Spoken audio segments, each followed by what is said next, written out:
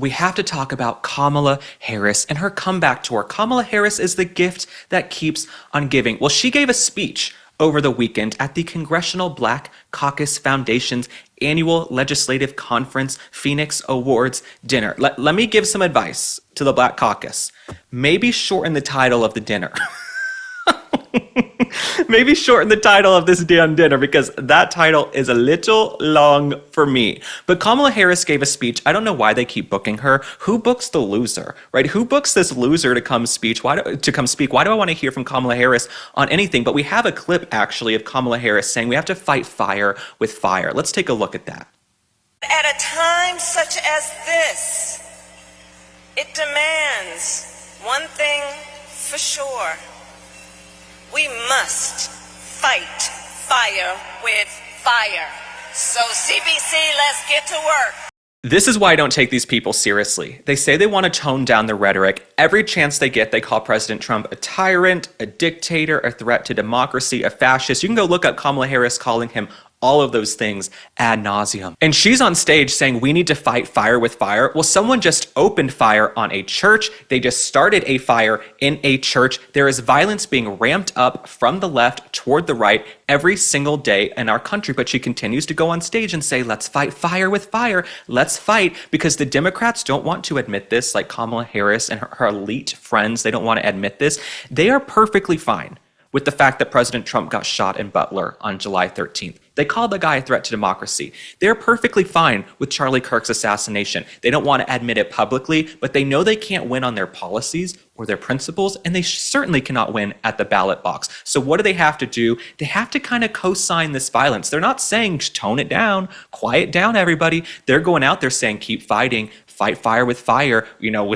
they're not taking away our shot, right? Everything is coded in ramp up the violence. Ramp up the violence, because if they can't beat us at the ballot box, what are they going to do? They're going to try to destroy us and take us out in other ways. So this is very deliberate.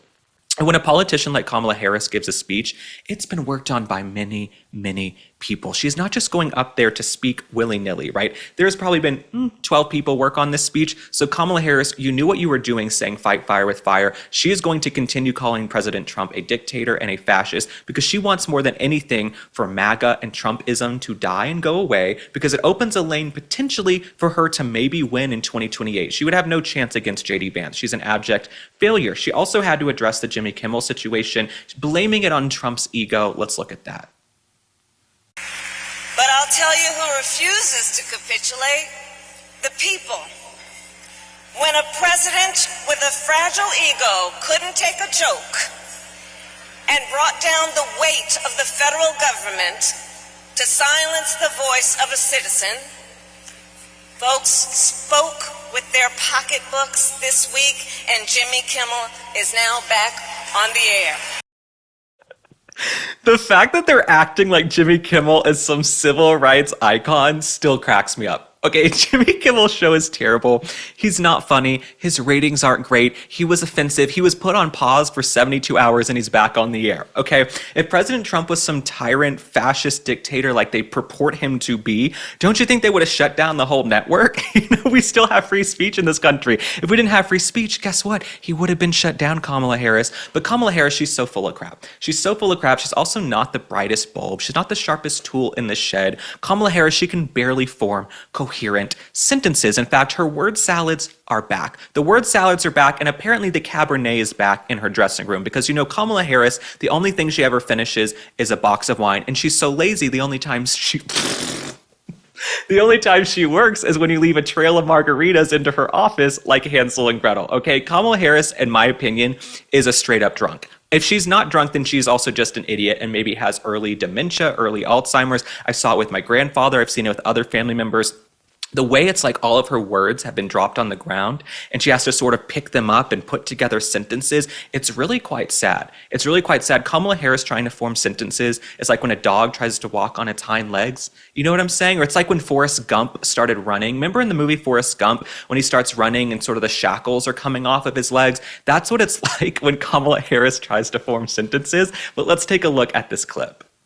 Everything should be telling you and reinforcing your brilliance, your entitlement,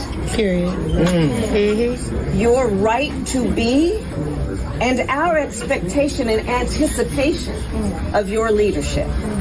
Now, she's speaking at her alma mater, Howard University. It's nice she went back to her alma mater. I'm sure the girls there were so excited to see her. Someone who wasn't excited was the man standing next to Kamala Harris. Okay, he looked like he had seen a ghost. He was like, shit, we're gonna have to clean up this word salad, clean up on aisle Kamala, because she's making no sense again.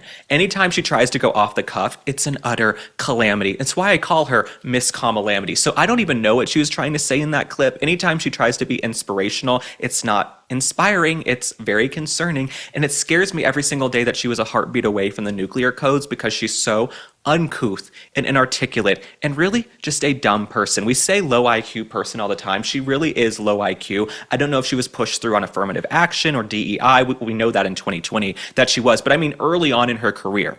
You know what I'm saying? The one thing about Kamala Harris, she did know how to put herself in the right place at the right time or sleep with the right guy at the right time.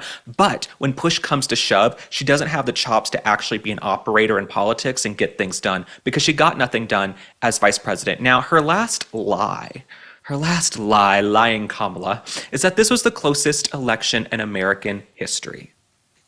Closest election for President of the United States in the 21st century. Wow, I know that's right. And a Howard grad did that. Here, and a Howard grad did that. Ma'am, please, you need a breathalyzer before you get behind the wheel of a car. She's still standing around. I don't know if she's at a bookstore, wherever she is. She's still standing around slurring her words. This is the closest election.